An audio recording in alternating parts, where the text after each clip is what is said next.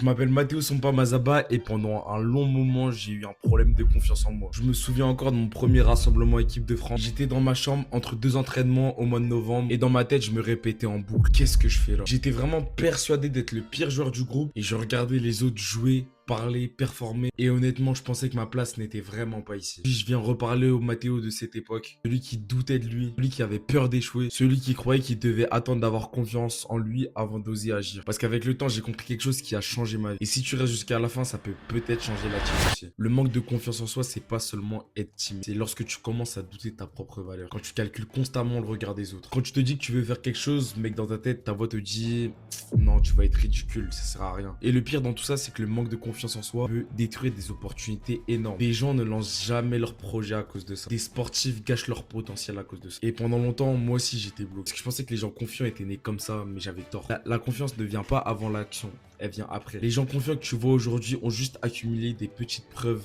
petit à petit, des moments gênants, des situations inconfortables. Et à force de les traverser, leur cerveau a fini par comprendre, ouais, ok, ouais, je suis peut-être capable, ouais, je pense. Alors qu'à l'inverse, lorsque tu fuis une situation difficile, ton cerveau pense qu'il n'est pas à la hauteur. Et ça devient dangereux. Et mon tonton me répétait souvent, ton pire ennemi, c'est toi-même. Et aujourd'hui, je comprends enfin ce qu'il voulait me dire. Parce que la manière dans laquelle tu te parles finit par définir ton identité. Moi, par exemple, il y a une période où je me trouvais vraiment gros et c'est la vérité, j'étais gros. Et pendant longtemps, je me suis défini comme un gros par les autres, mais surtout par moi-même. Et quand j'ai commencé à perdre du poids, même petit à petit, quelque chose a changé dans ma tête. Chaque séance, chaque kilo perdu, chaque petite victoire me donnait une preuve supplémentaire que j'étais en train de devenir une autre personne. Et c'est à ce moment-là que j'ai compris que la confiance en soi, elle se construit, elle se mérite. Donc si tu veux vraiment avoir confiance en toi, mets-toi volontairement dans des situations inconfortables. Parle même si tu as peur. Lance-toi même si t'es pas prêt. Regarde les gens dans les yeux. Parle lentement. Arrête de négocier avec toi-même. Mais surtout, accepte d'être mauvais au début. Parce que même les meilleurs sont passés par une phase où ils étaient nuls au début. Mais avec le temps,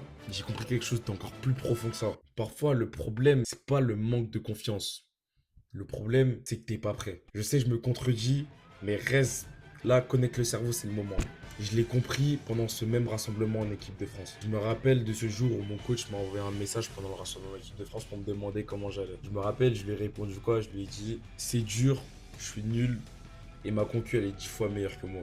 Sur le moment, il m'avait dit que c'était faux. Et avec du recul, il avait raison, même si je le croyais vraiment pas du tout. Mais surtout ce jour-là, j'ai compris quelque chose. Si je n'avais pas confiance en moi, c'est parce que je n'étais pas préparé ni physiquement ni mentalement à ce niveau-là. Du coup, sur le terrain, je jouais avec la peur et le manque de confiance a totalement détruit mes performances. Le résultat, toute ma famille a fait 4 heures de route pour venir me voir jouer et j'étais sur le banc. Bien fait pour toi, Mathéo, t'avais qu'à avoir confiance en toi et t'avais qu'à être préparé. J'ai rien fait ce jour-là et honnêtement, ça m'a détruit. Mais cette douleur m'a appris une chose énorme. La vraie confiance vient de la préparation. Aujourd'hui, quand je rentre sur un terrain, je me dis pas, ouais, j'espère que je vais être bon, j'espère que je vais faire un bon match. Pas du tout. Je me dis, personne ne s'est mieux préparé que moi. Et cette confiance-là, je ne l'ai pas achetée.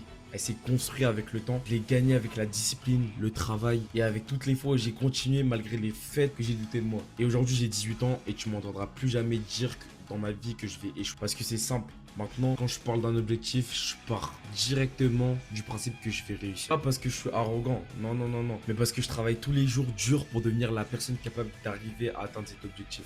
Si tu devais retenir une seule chose de cette vidéo, retiens ça. Écoute, prends des notes s'il te plaît. La confiance en soi n'est pas un sentiment. C'est une preuve que tu te donnes à toi-même. Travaille au point où ton cerveau n'aura plus d'autre choix que de croire en toi. On se retrouve jeudi à 20 h.